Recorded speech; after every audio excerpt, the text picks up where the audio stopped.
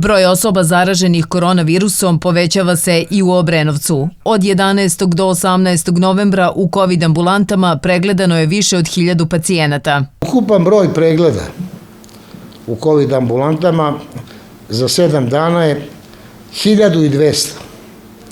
U proseku to je 200 pregleda dnevno. Mi smo za ovih 7 dana testirali 1050 pacijenata.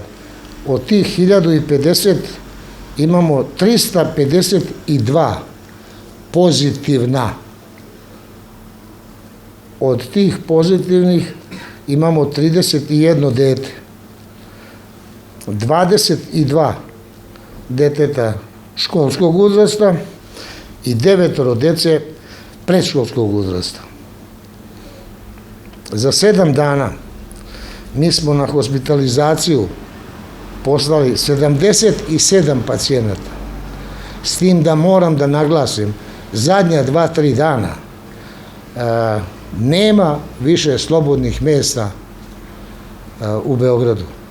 Vozimo pacijente u Mladenovac, čak i u Smederevsku Palanku.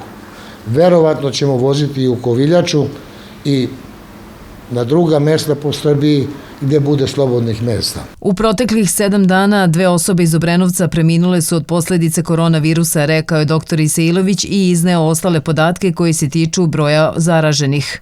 Mi smo testirali 201 osobu u gerontološkom centru. Tu imamo 38 pozitivnih. Ostale detalje sada oko tehničke detalje, dakle karantin i ostalo, kako su oni to organizovali, ja ne bi o tome pričao jer ne znam detalje. Ima ljudi i u opštinskoj upravi, ima ljudi i u našim javnim preduzećima koji su pozitivni na COVID-19 i uglavnom su dosta njih organizovali rad od kuće. Svi koji mogu da rade od kuće rade, vode računa o izolaciji, znači svih onih bliskih, tako da nadam se da se to neće širiti.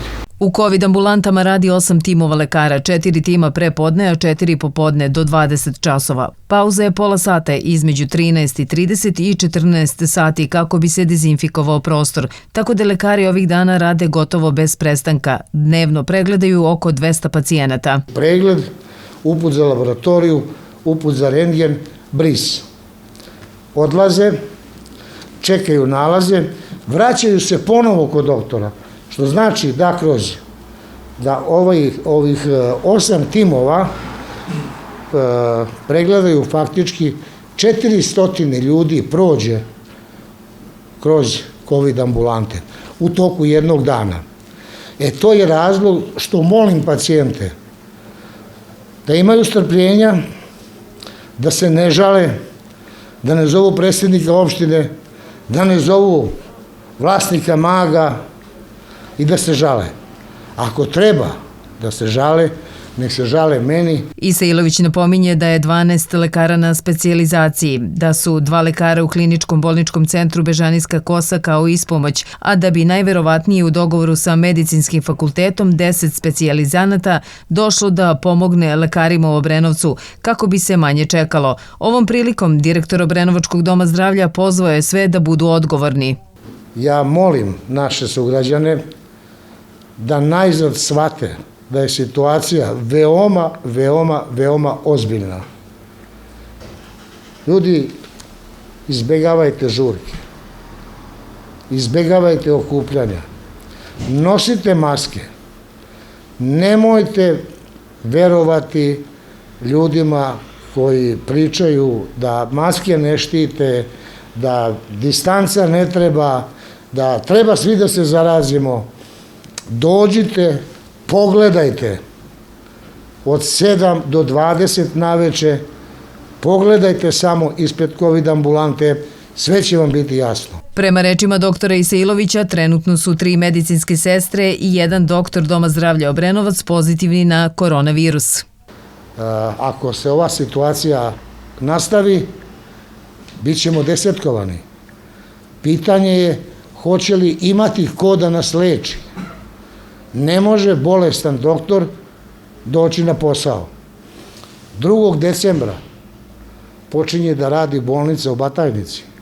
Mi ćemo morati odvojiti jedan deo ljudi za Batajnicu ili za neke druge bolnice u Beogradu kojima ćemo morati pružiti pomoć. Bez okupljanja, odlazaka na slave i žurke, nosite maske, držite odstojanje. Samo tako možemo sprečiti širenje virusa, naglasio je direktor Doma zdravlja Obrenovac.